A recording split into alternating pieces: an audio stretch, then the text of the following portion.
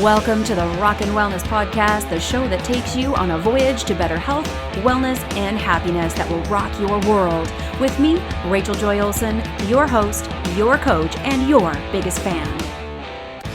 Welcome to episode 39 of the Rock and Wellness Podcast. I am your host, Rachel Joy Olson. I'm a wellness junkie and coach whose mission is to help women love and take care of themselves, discover their deepest desires, and live a healthy and inspired life. My passion to help people stems from my goal to support others in their health and wellness journey so they can play big in their lives, serve others, and be the change they want to see in the world. So sit back and relax as we get into today's topic. In today's episode, I will share with you a recording from an Ask the Coach session I hosted live on my Facebook page at R.J.O Wellness a little while ago, where I encourage you to reflect on things that inspire you as I share 3 things that inspire me. And I also answer 3 health and wellness questions that my own clients have asked. The 3 questions I will answer are how to clear up acne in natural and safe ways, how to support the adrenal glands and reduce adrenal fatigue, as well as share with you a list of plant-based foods that are high in iron. This is especially important for women as women can be more prone to low iron. So enjoy, and I will see you on the other side. So I'm going to go over specifically 3 questions today. But the first thing I wanted to start with is just a little bit of a topic. And that is, I encourage you to think about today 3 things that inspire you. So I'm going to talk today about 3 things that inspire me. Now, my very first one, I gave this a lot of thought, but of course, there's lots of things that inspire me, but my very first one would have to be my clients. When I work with my clients in a wellness coaching aspect, we are usually connecting online via Zoom, and we go through various aspects to really help the client. And why my clients inspire me so much is because every session, my clients show up. They are there on time. They are grateful for the opportunity. They have invested in themselves. And every time we connect, they have shown up having done the work. And I've done this myself. I have actually worked with numerous coaches. They've sent me off on assignments. I've done it. I've shown up for not only them, but for myself. So I understand how hard it is to do this kind of work. So my clients inspire me so much. And for those of you who are my clients, you know who you are. And I am just so grateful that I get to work with such amazing people who have said yes to stepping up, who are willing to do what it takes to have a better life and to really step into their greatness. That is one of my absolute favorite things to do, that I do in my day. And that is working with people who are willing and who are ready and who truly want to step into greatness. So I want to thank all my clients for really trusting me to be your guide, because it is the biggest honor. And I am so blessed, and you inspire me so much that you are what keeps me going every single day. And yeah, so definitely my clients. Of course, I've got numerous customers as well, and they inspire me as well. Because again, whether it's through coaching or through a product that I'm offering, through a yoga class that I'm offering, again, same thing. All of you are showing up. You are saying, yes, I want something better for myself. And to me, that is just the most inspiring thing. So keep it up. And you're not only inspiring me by doing that, you're inspiring the other people in your life. So I really commend you for that. So that is the first thing that inspires me, and that is my clients and customers. So thank you so much for that. The next thing that inspires me is seeing good in people. In a world that seems very evil, in a world that right now seems completely out of control and chaotic, and sometimes I think, where are we headed? Like, why why are we doing this? And then I watched a documentary on music times in the 60s the other day called Laurel Canyon. I think it's on Crave. It's great because I love that kind of music. But I just see the chaos that was happening back then too. And I think, have we not changed? Have we not grown? Have we not evolved? It kind of blows my mind that we haven't. So, at any time, if I see good in people, in that I see other people really, reaching down to lift somebody up and give a helping hand and stepping away from this every man for himself society, which is, sometimes what we see. But I see a lot of the good people, I see a lot of evil on social media, but I see a lot of good too. A lot of people supporting each other, a lot of people supporting amazing causes. And that inspires me. It inspires me to continue to be a good person and to remember that, it reminds me of one of my favorite quotes and that I've been working with this week in my yoga classes is be the change you want to see in the world. It just reminds me that there is good in the world and that change and goodness starts with us. So when I see somebody else doing good for someone, for themselves even, it's so inspiring to me. So everyone who is, a good person out there, thank you so much for showing up in a world that, sometimes doesn't seem so good. So that's the second thing that inspires me. The third thing that inspires me and, ultimately is my mom and my sister. And I wanted to mention them because, they were both single moms. And one of the biggest reasons I have told people I've never wanted children myself. I've known that since a very young age. I have a fur baby, a couple fur babies actually, and love them to death. But why my mom and my sister inspire me is because they were both single moms and I saw how hard it was. And yet they both held it together. They are amazing parents. And I just am so inspired by that because to me, they've got the strength that I don't think I have or would ever have. And so I just wanted to give a shout out to my mom, my sister for being such great inspirations to me. So I encourage you today to take a few moments to think about that. What are three things that inspire you? And allow those things to motivate you to keep going and keep reaching for your dreams.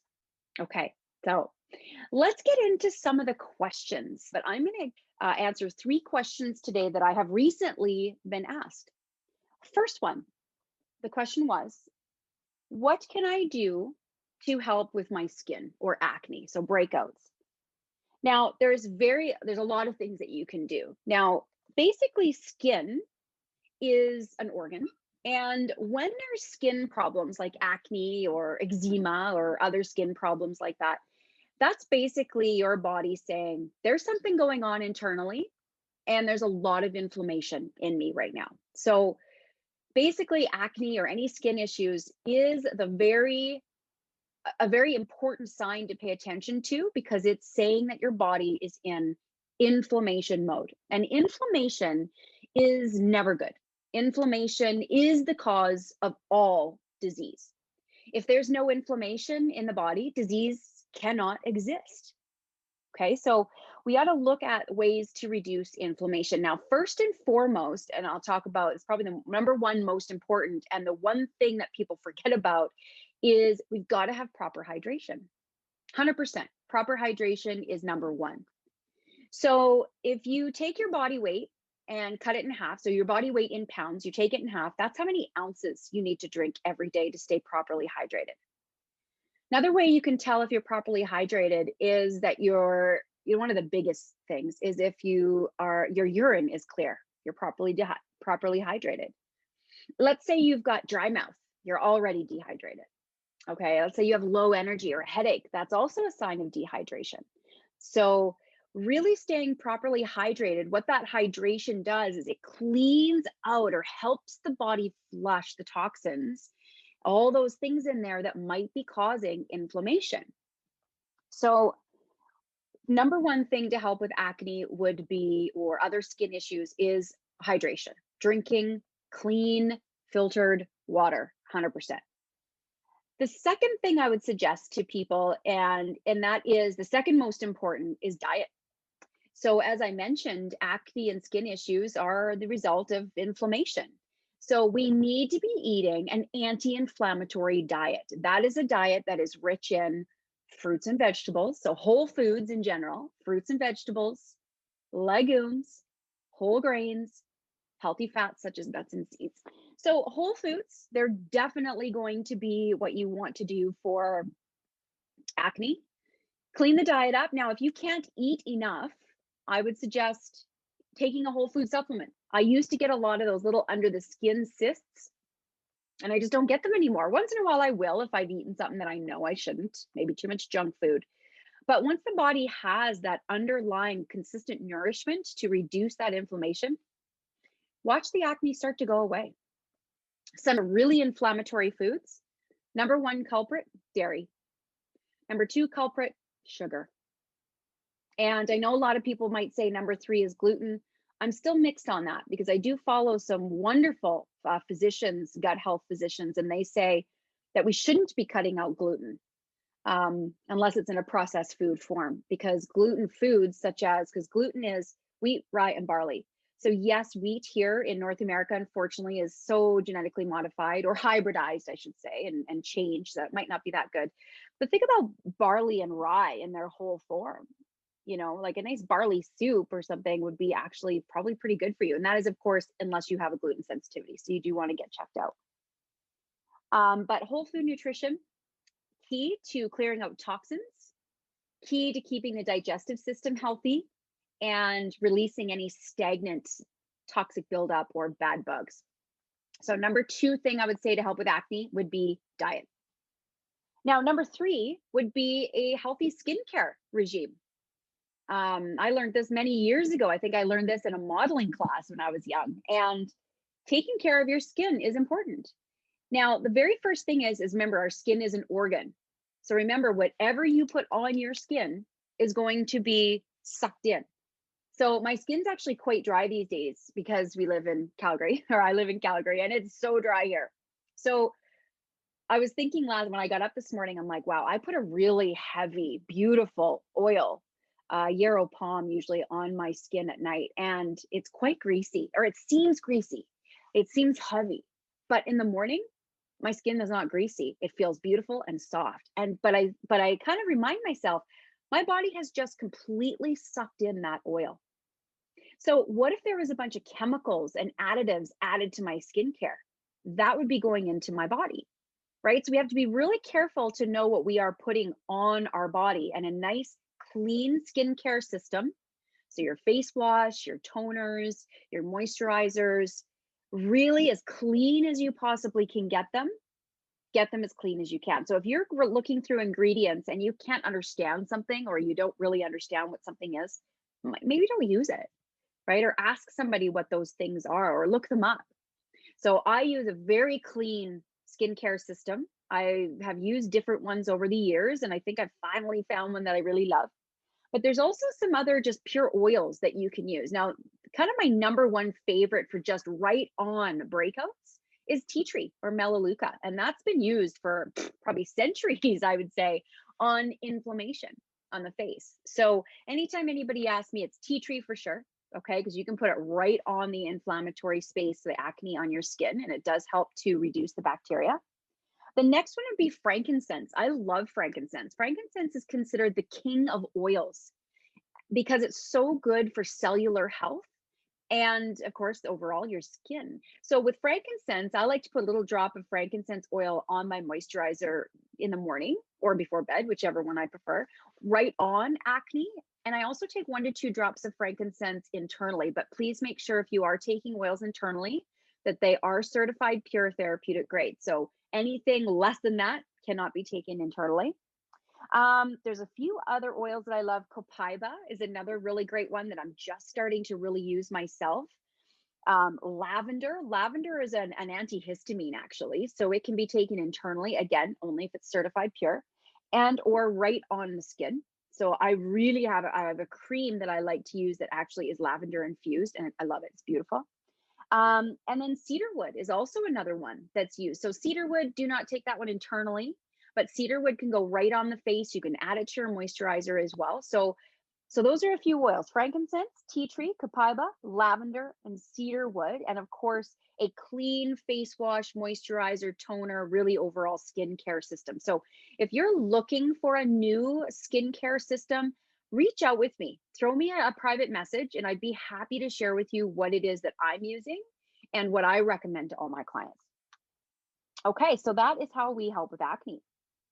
Okay, let's move on to the second question. And that is, I'll stick with the oils actually on this question. So that question was, what are some oils I can use for my adrenal glands or adrenal fatigue? And I loved this question. And I'm going to pull out my big book here. It's a big textbook of oils. And wanted to talk a little bit about the adrenal glands. So the adrenal glands are two little glands that sit atop the kidneys, and most people nowadays, unfortunately, have adrenal fatigue. It's just the way our world is set up. We've got lots of stress, we've got lots of issues that are happening.